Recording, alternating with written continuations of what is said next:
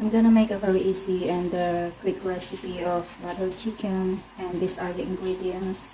Of course, it's chicken marinated with this chicken paste. This is the chicken paste that I use, and tomato, onion, garlic, cashew nuts, cooking cream, black pepper, salt, oil, vinegar, butter, and sugar.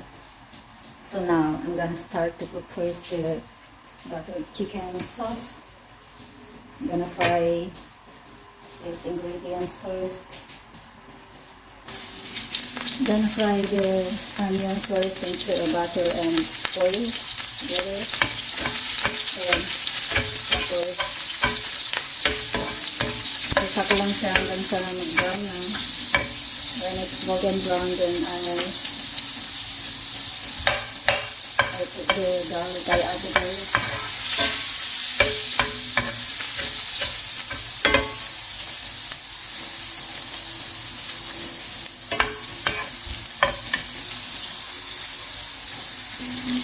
So guys, I'm gonna fry first the onion into the butter and the oil together. At kapag golden brown siya, i-add ko yung garlic. Kaya na-add na yung garlic, so isunod naman natin yung kamatis. Kamatis saka cashew nuts. Hayaan lang natin mag-isa ng konti, mga 2 minutes. Tapos, i-add a little bit of water.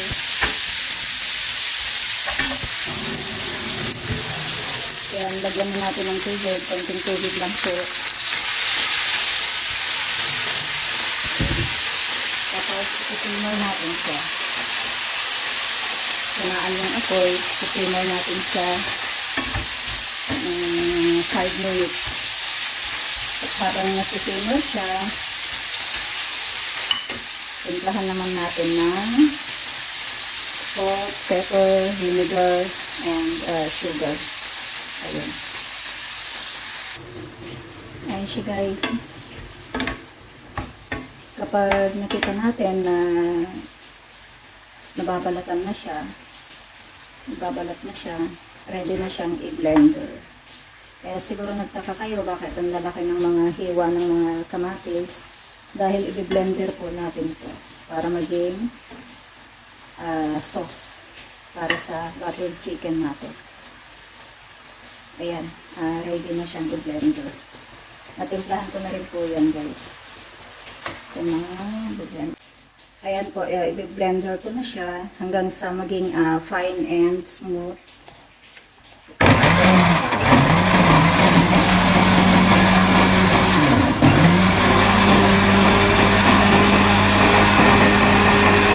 Natapos ko na siyang i-blender.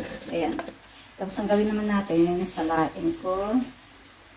Kailangan natin salain kasi madami pa yung mga crumbs, lalo na dun sa sa cashew nuts, may mga crumbs yun na natitira. Kaya salain natin para maging fine and smooth siya.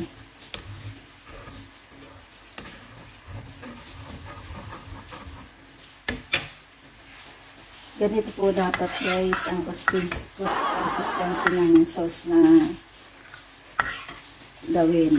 Ayan, buttered chicken sauce.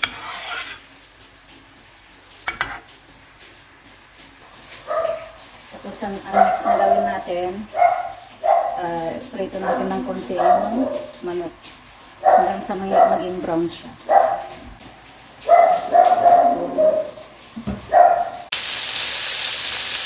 Kaya piniprito ko ng konti yung manok bago ko isalang dyan, ihalo dyan sa may sauce. Kailangan mag-brown siya.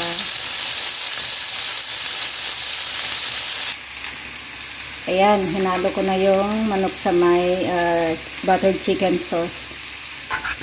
Halo natin siya at isimmer natin. Pakuluan ng konti sa mahinang apoy lang. Takpan muna natin, tapos isimmer natin ng mga 5 minutes, saka natin ihalo tong cooking cream. Na guys, halo na natin yung cooking cream. Konti lang po ang ilagay natin.